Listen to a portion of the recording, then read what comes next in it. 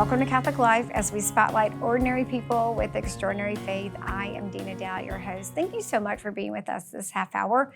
We are going to introduce to you the new president of Franciscan Missionaries of Our Lady University here in the Diocese of Baton Rouge, Dr. David Bellar. Welcome. Well, thank you. And congratulations. Thank you so much. It's a pleasure to be here with you today. Yeah, we are super excited. You're 2 months into your assignment. I am. We do have a lot of questions, though, and a lot of excitement. You know, Friend U has become what I would call a beautiful heartbeat in the middle of our city. As the Catholic faith pours out into the community, but also into the students. So we're just really grateful to have you here with us. So tell us a little bit about yourself. You were appointed by the trustees on July 14th. To precede that, tell us where you came from and how did you get to be in this chair today? Sure. So as oftentimes it is, it's a long kind of circuitous path that lands me here in Baton Rouge and at Franciscan Missionaries of Our Lady University. But and without the Lord's guidance, I wouldn't be here with us today. So I'll share a little bit about my story, but I think I'd also like to share a little bit about the guidance I believe I received that has brought me to this studio and to this wonderful conversation. I'm originally from the Detroit, Michigan area. So I was born in Pontiac, Michigan, which is where Pontiac Motor Cars was originally from. So I grew up with the Detroit Lions and Detroit Tigers, and but I was born into a Catholic family and raised in the Catholic faith. And I went to Catholic school my entire life, all the way up until I went to get a PhD, so through my bachelor's degree and master's degree. So from the Detroit area, I went to John Carroll University first, so not too far, a little ways away over in Cleveland, where I got to experience the wonderful charism of the Jesuits and learn from some fantastic professors and be in a faith-filled community, small college community in Cleveland.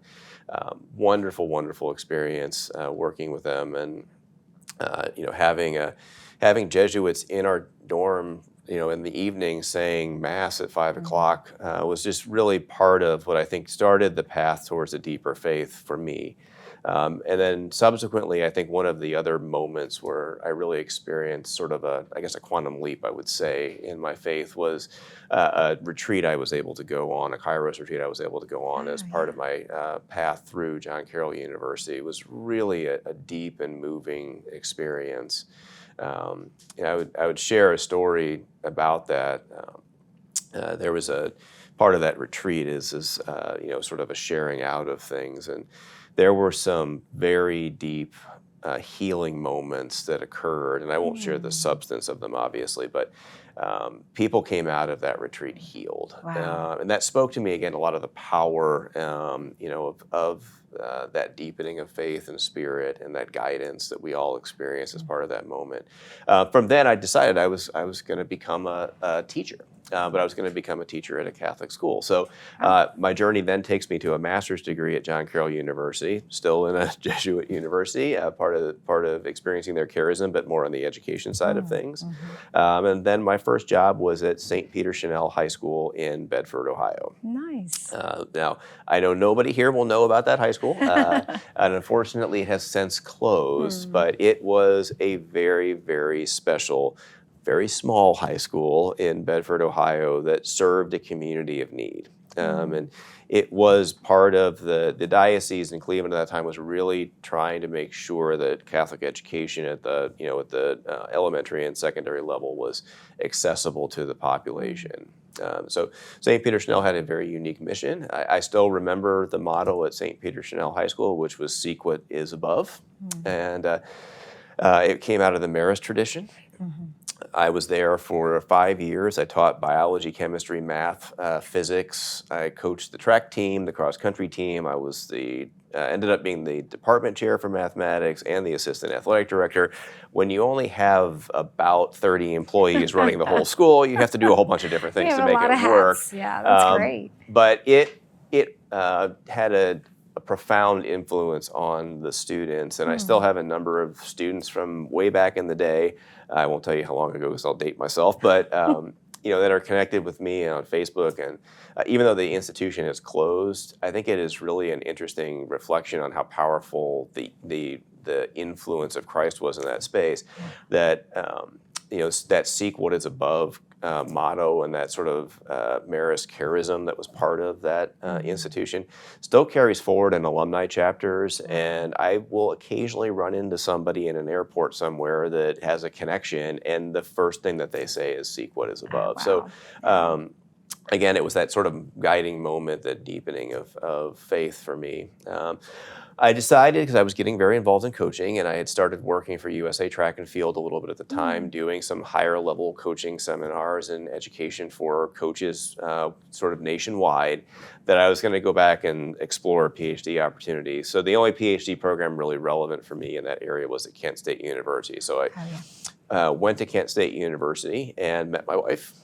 And Nice. we actually got married at the Newman Center on Kent State University's Beautiful. campus.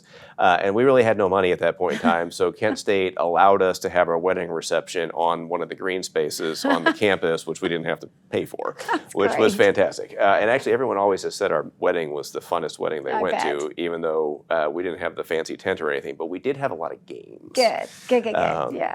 But it was special for us to get married in the Newman Center at the place where we had both sort of met. We could see the building that we met through the window at the Newman Center. That's beautiful.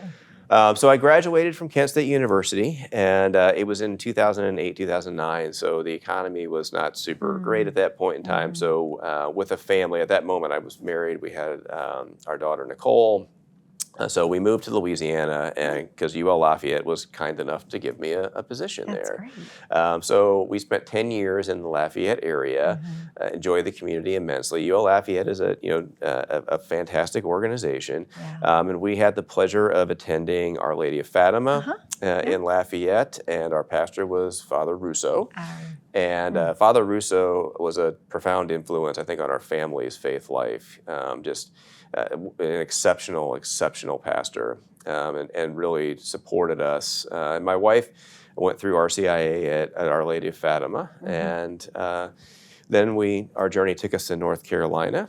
And then from North Carolina, I was most recently in Pensacola. Yes. And from Pensacola, I was actually kind of in a position where we were fairly happy, but there was always this tug somewhere in me to, I think that was, the Lord sort of pulling a little bit and saying, come back, that there's opportunities for you in Catholic higher education, come back. And I had known and met a number of people that were in Catholic higher education, and some of them had risen into, kind of leadership roles in Catholic higher education, one of them in a fairly prominent role. Yeah. And I had a Zoom call with him one morning. We were just talking about nothing, really just catching up, because, we hadn't talked in a while. And he said, what do you think about going back into Catholic higher education? I said, at this point in my life, that opportunity to remarry my faith life and my job is really, really attractive.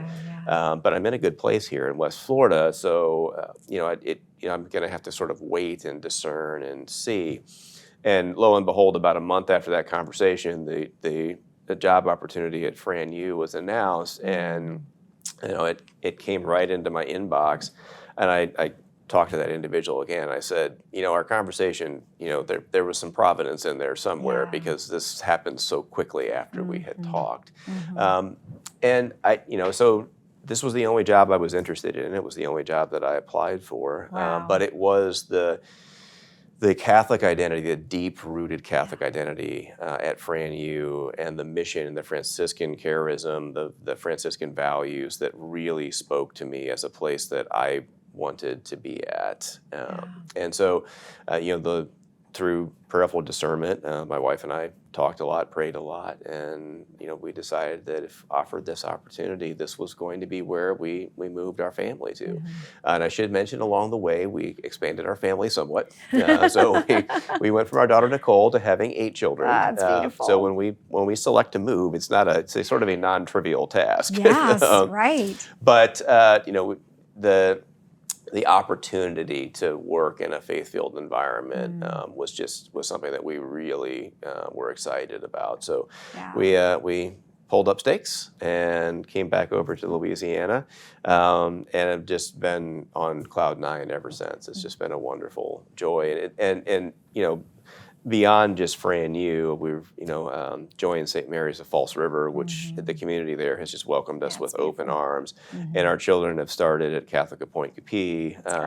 And it's amazing. My wife drives up there every day in a 15-passenger van, because that's kind of what you have to have when you have our family size.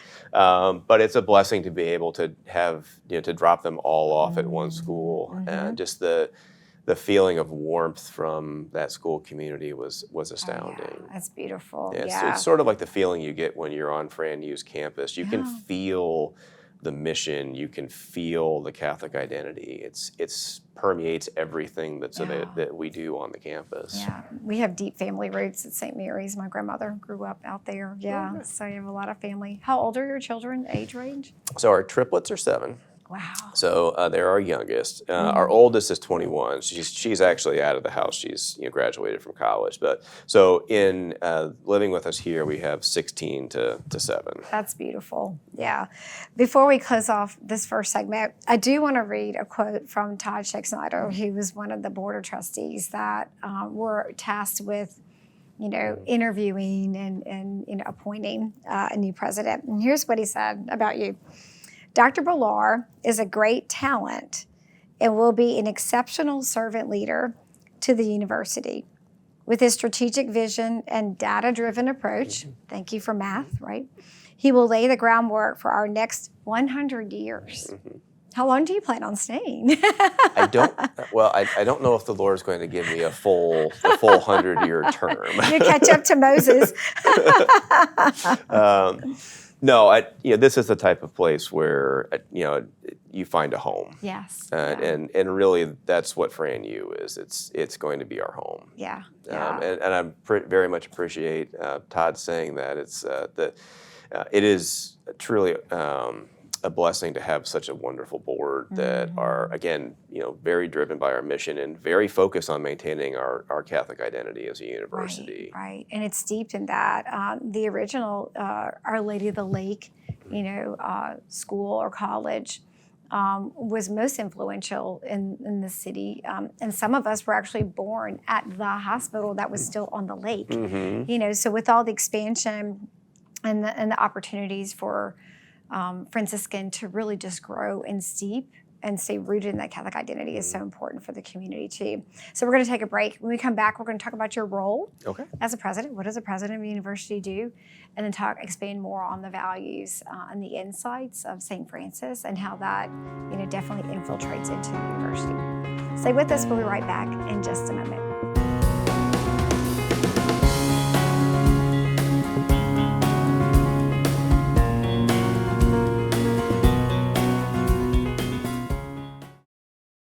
When storms hit, we are there to rebuild. As our neighbors age, we lighten their burdens. As our veterans adjust, we ease their transitions. In every part of the country, we are there. We are Catholic Charities. We serve millions each year regardless of their faith. We put food back on tables, unlock doors, and walk together on the road back. Help Catholic Charities serve your neighbors in need. Join us at wearethere.us. Experience the best of Catholic culture at the Tri-Parishes Catholic Gift Shop. Our shop specializes in a wide range of Catholic products, from books and devotionals to unique specialty items crafted by local artisans. Visit us on Tuesdays and Thursdays from 4 p.m. to 6 p.m. and on Sundays from noon to 1 p.m. after Mass. Come and explore the treasures waiting for you at the Tri-Parishes Catholic Gift Shop.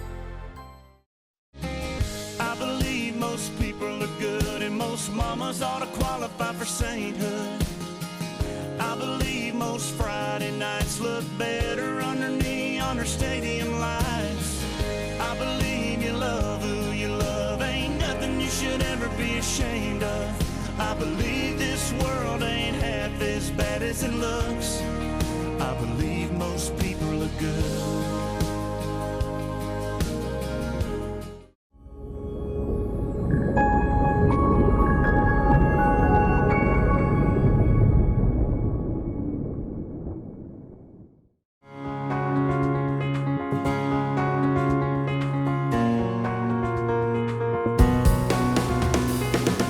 Welcome back to Catholic Light as we spotlight ordinary people with extraordinary faith. And continuing our conversation is Dr. David Bellar. He is the 5th president of Franciscan Missionaries of Our Lady University. So yeah, super conversation about how you got to be where you are today. Yeah, thank you for sharing that. And your whole, I love the way the Lord just planted seeds along the way, especially that providential Zoom call that you had right before your application. And we're so blessed to have you. So this may be an obvious answer to you, but some of us is not. What's the role of a university president? What's your role? What do you get to do? So it's actually, in my mind, a really challenging but fun role. The fun part being that I get to interact with almost every member of the university campus in some capacity. So, while I'm not doing a lot of the day-to-day stuff, I'm out there with the community quite a bit, working with our admissions team, working with our development team, working with all the programs that we have at the university.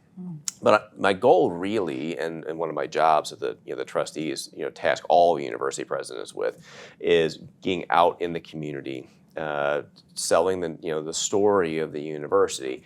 And what's been such a joy for me is that it's really easy to sell the value of the premier Catholic university in Baton Rouge. I mean, we are the source of Catholic higher education for our area. And it's also so easy to sell the story because before I arrived, we were already doing such a wonderful job with it. All of our engagement with the diocese and different programs that we have, all the work that we're doing with Our Lady of the Lake and the FMOL healthcare system, it's not a hard story to sell. But for me, it's a lot of sort of off-campus opportunities to engage with the community, talk about our work and our charism and the things that we do that make us special at FranU, and also meeting with schools, meeting internally on the campus.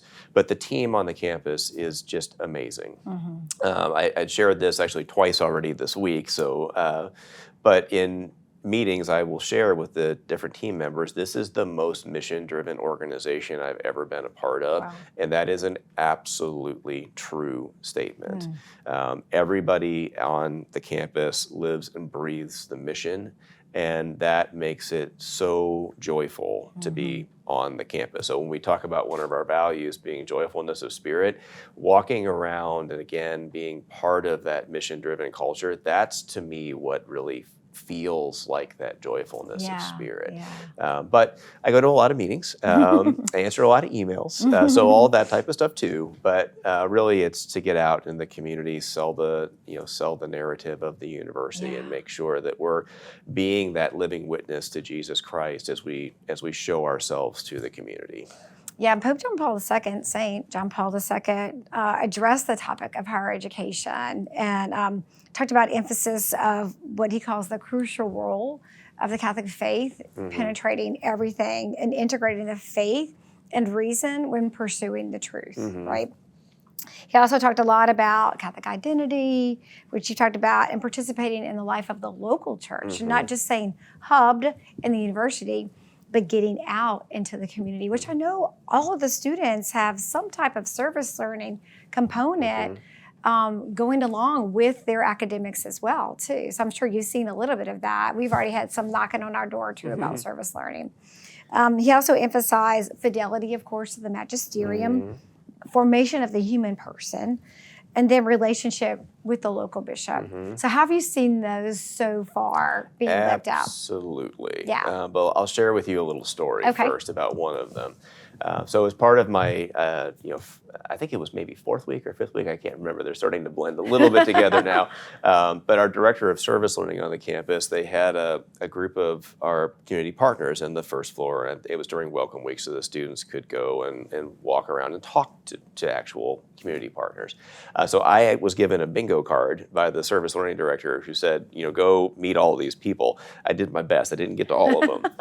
But the level of impact that our students were having and the the smiles and the value that I could see in the faces of our community partners in that space was truly astounding. And service learning at FranU isn't just students going into the community to do a little bit of work and then that's kind of it.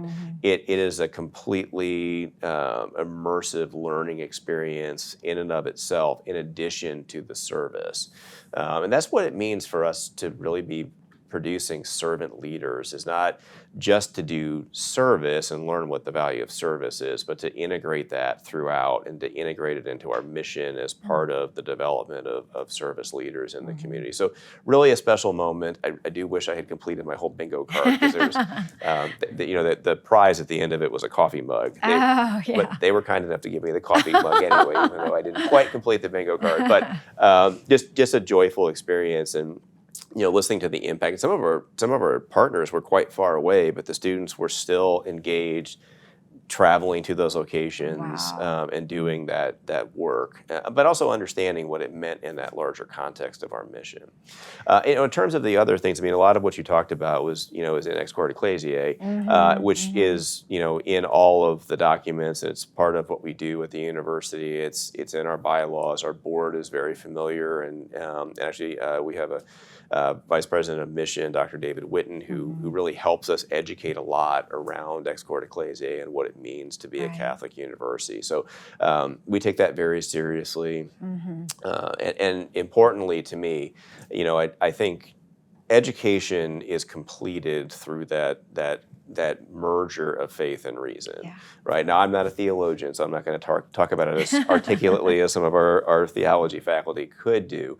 But I like to think of faith as the leaven that rises all the rest of the things that we do, including the education in the classroom. It really completes everything that we do. So that's very, very important to us. Especially in pursuit of truth. And I'm thinking about all of the opportunities of formation education that takes place at FranU, because it's not just strictly theology, right? Talk about some of the other academics that you all offer for people who attend FranU. So we have a ton of different academic programs, from radiation tech to nursing to graduate programs. We have a business program. So we really are truly a university. I know our roots and our history are sort of in nursing and healthcare, but right now we sort of have programs for any and all that would want to come to us. But we are the one that also layers the top over with the theology and the formation in those areas to sort of round out the education and what I think is the best way possible. So we have all kinds of offerings for students of any sort of background and interest. And there are some really special things going on our campus right now, in addition to just the normal hustle and bustle of the students going to classes and being in the study rooms and seeing the anatomy on the board, or the math, or the students working on business plans or whatever in the study spaces. I got to go visit a class the first week of class on Monday evening. So I went down the stairs and walked into a class, and I really didn't have a plan. I was just walking in to greet people, and it was a theology class in the evening. And just the neatest experience for me, being in a classroom that had perpetuity year students, deacon candidates, mercenarian sisters, lay people, and one of my daughter's teachers also in the space. But just seeing that gathering of people that were taking advantage of what I truly feel is an amazingly special theology program with wonderful professors that we have at FranU was truly inspiring. I left with just a huge smile on my face. I walked out of the room just overjoyed with that experience of seeing all those students in there. But we prepare students through our mission in all that we do. And I do think that there's a huge value in having students, when they leave FranU, carry our mission into the community, carry those values that, the Franciscan values that we teach them, carry forward as a servant leader. And I've heard from many people in the community that that helps them And we know that college students, when they leave university settings and go into the workforce for the first time, there's a little bumpiness on entry, right? I mean, we all went through that ourselves personally when it was like, oh, okay, school's over and I got to go do the real job. But I think the values that we instill in our students prepare them well for that time, but also prepare them well for the future. Servant leadership is truly, in my opinion, the best model of leadership. We teach the students to be a leader from the point of humility, to be service-oriented, to have joyfulness of spirit, to respect, all life. And those values, I think, prepare people for leadership in a way that is very special. And so I've also had the pleasure of meeting a lot of our alumni who have risen into leadership roles. And I truly feel that path for them was laid by the foundational work that we do at Fran U, preparing them in that Franciscan charism. And I wholeheartedly agree. I mean, we were talking earlier about my situation with my father and spending 100 days in the hospital at Our Lady of the Lake. But the student nurses come over on Fridays during their semester and are assigned to patients.